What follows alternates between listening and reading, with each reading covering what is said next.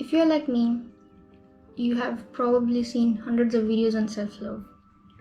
What it means, how to even do it, especially if you're a female who has insecurities about herself, who is trying not to hate her imperfections and her scars. Now, I have struggled with self-love for a while, and I've had some experiences that convinced me that I'm a terrible person. I have tried guided meditations, affirmations, I've read plenty of books and articles on self-love, but the one exercise that shifted my entire mindset, that reprogrammed my mind into loving myself, is what I'm going to share in this video. I'm going to keep it short and simple, but one thing I want to say in advance is that this requires commitment.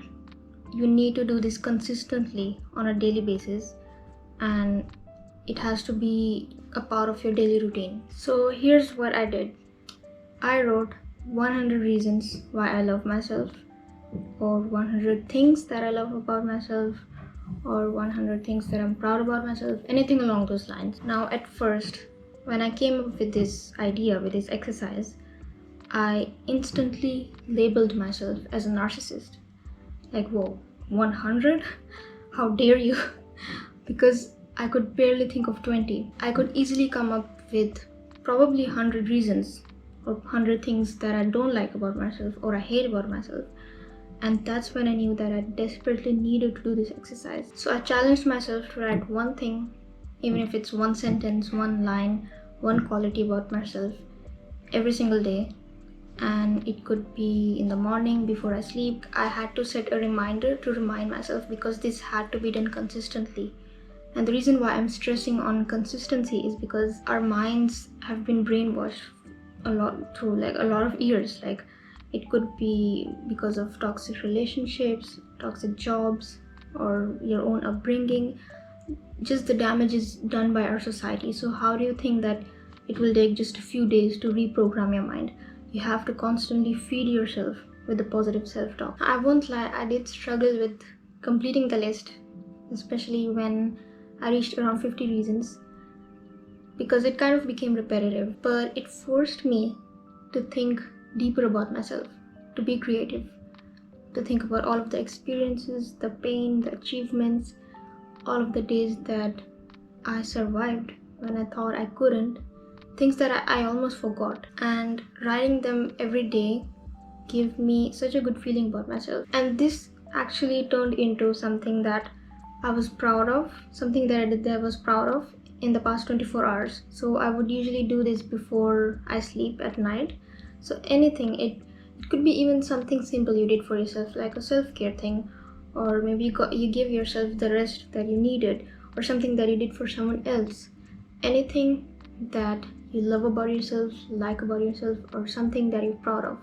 And you don't have to do something big for that. It could be something very simple, very small. And here's what happened. When I completed the list, like when I completed all of the 100 reasons, I didn't want to stop. I mean, why should I?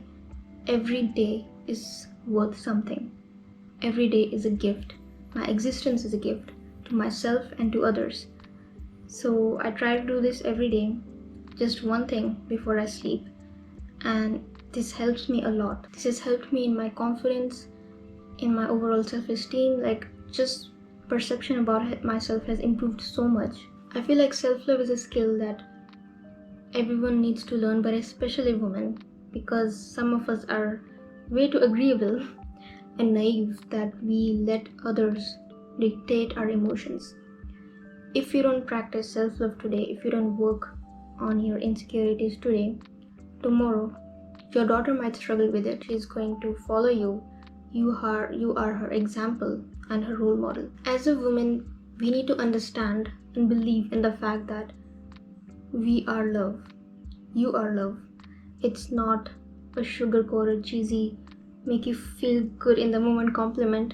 It's a fact, because feminine energy is all about love and care and warmth and nurturing. We have been gifted by this, by God Himself, by the Creator, by the Source itself. So you are the embodiment of love.